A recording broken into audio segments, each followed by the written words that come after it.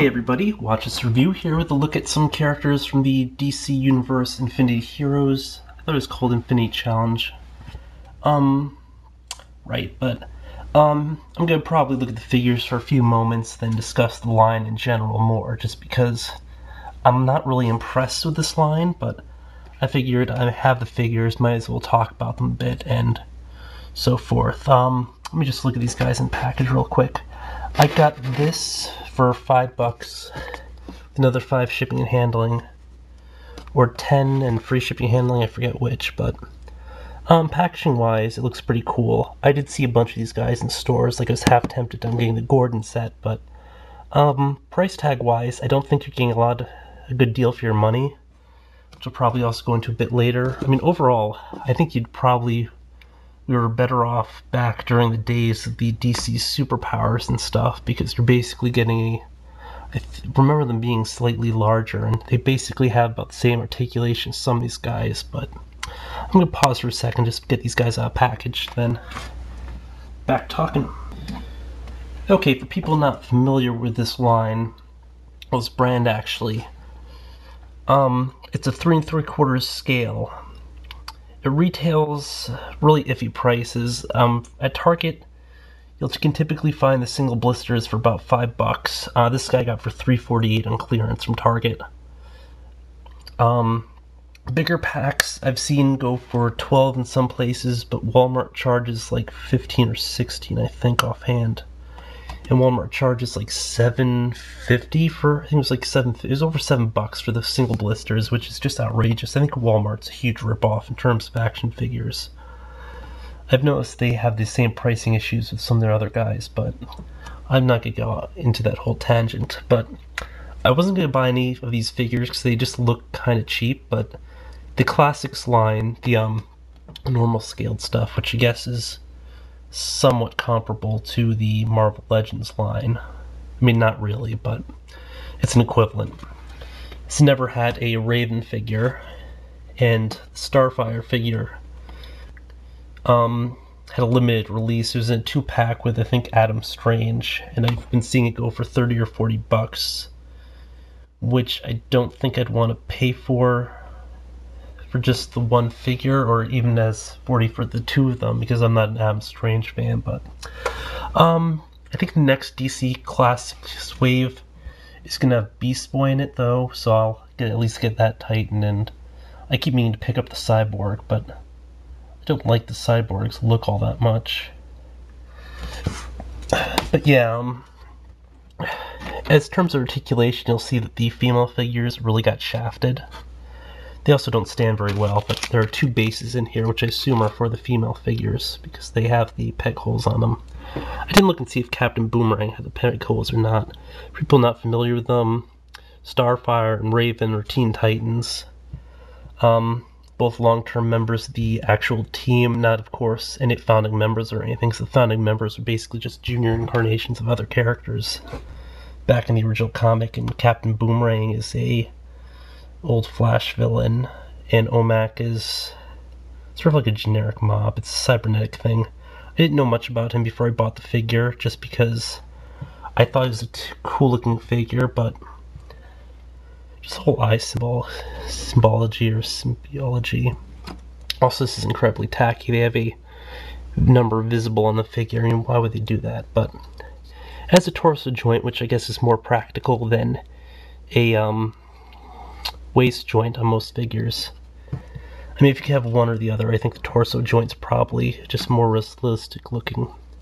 As mentioned, the female figures aren't nearly as articulate as the males. I mean, these are basically just less quality than the old superpower lines, where you don't have anything at the elbow, and the arms will only move up and down. They don't stand right. Head moves little, but her hair is ginormous. So of course that's a factor.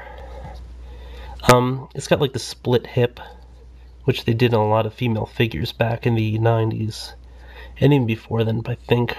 So it doesn't make they don't really sit all that well. So Raven's basically the same. I like the look of this one, kind of, just not the face. Except for the fact that they kind of have her legs twisted inward like that. Knees. But yeah, just the same general motion. It's basically the same sculpt. I think they just tooled the bust size down.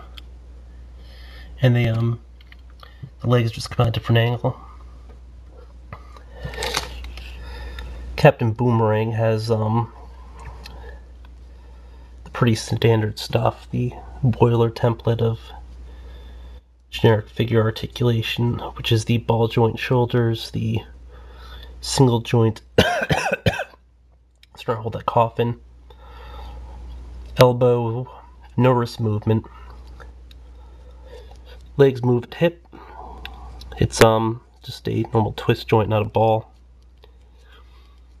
one point at knee, head'll move. I mean, he actually looks pretty decent. I mean, I got it just for these two, but I think I'm most impressed by the look of him because he's got the best detailing. And Omac, who I thought just looked kick-ass. I don't know, for they're charging, like, for what I would think a reasonable price for these guys would be, probably be around $3-4 for an individual blister. I mean, $5 is starting to get outrageous.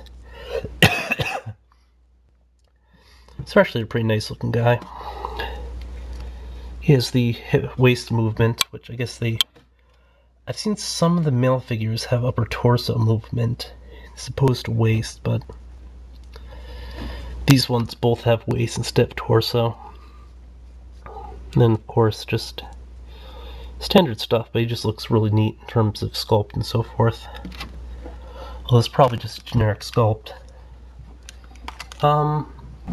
Let's just quickly compare them to the 3 3/4 Marvel equivalent, the Marvel Universe guys. As you can see, well, it's supposedly 3 3/4. The Marvel Universe is bigger, and this is a grunt, so I'd assume he'd probably be about a 5'8" character, maybe 6 feet at the most. So, I don't think the DC Infinity, the DC whatever they're called, the Crisis figures or Crisis superheroes, really observe scale, maybe, but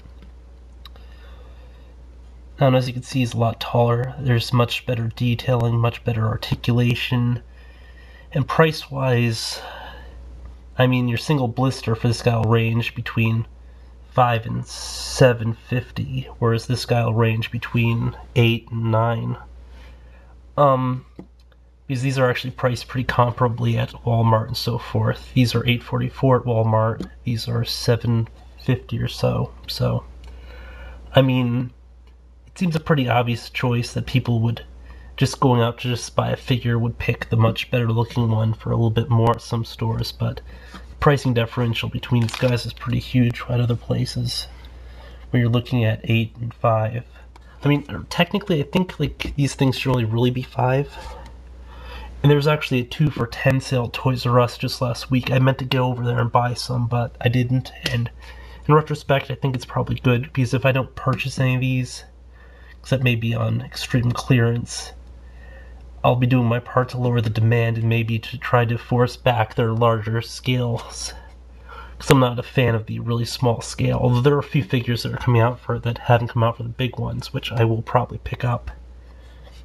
I'm not going to name which ones they are, but I actually saw a few of them. They look pretty decent for the promos, but all in all, I think these guys should really be around the 5 or 6 mark, as opposed to 7 or 8. These guys should be at the 4 for the individual blister, maybe 10 or 12 for the 3-packs. Well, if you're getting 3-packs, you're saving on packaging, so I mean, realistically, it should probably be around 11, like $10.99, but I'm not sure what they are at most stores at this point. Though I have seen them on clearance for $10.98 in some places, which means there are more than that to start, but Marvel Universe looks pretty decent. These are okay representations, but they really can't do much because they don't have articulation, they won't pose well, and they just look kind of cheap. I mean, it's just my 2 cents. I mean, I think other people probably feel different.